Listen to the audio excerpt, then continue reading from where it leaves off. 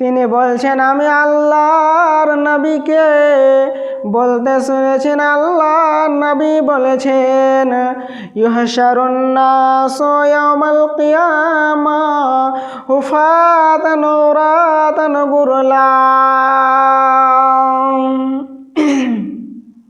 আল্লাহ নবী কি বলছেন?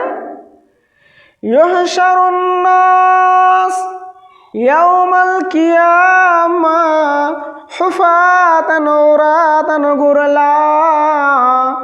আল্লাহ নবী বলছেন রোজ কিয়ামতের দিনে মানুষেরা তারা খালি দেহ, তাদের পায়ে কোনো চাপ্পল থাকবে না, স্যান্ডেল জুতা থাকবে না, তারা খাতনাবিহীন খালি দেহ খালি পায়ে উলঙ্গ হয়ে রোজ কিয়ামতের দিন উঠবে।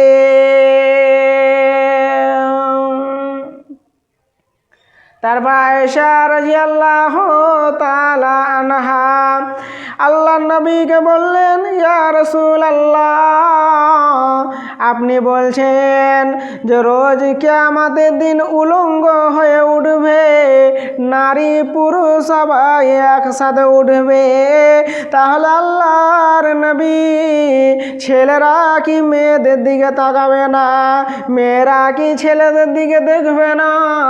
আল্লাহ নবী বললেন আয়েশা রে,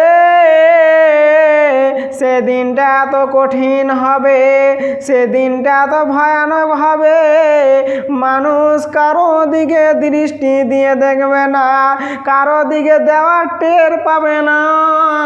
সেই দিনটা এত কঠিন, এত ভয়ানক দিন হবে।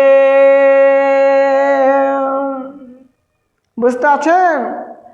ওই দিনটা এত কঠিন হবে, মানুষ নাফসি নাফসি করবে, তারা নিজের চিন্তায় থাকবে যে আজ আমাদের সারা জীবনের হিসাবটা আজকে দেবে, আল্লাহ নেবে, জান্নাতে আমার ঠিকানা হবে না জাহান্নামে আমার ঠিকানা হবে। তারা চিন্তায় থাকবে, কারো দিকে দৃষ্টি দিয়ে তাকাবার সুযোগ পাবে না, তারা তাকাবার কল্পনাও ধারণাই করবে না।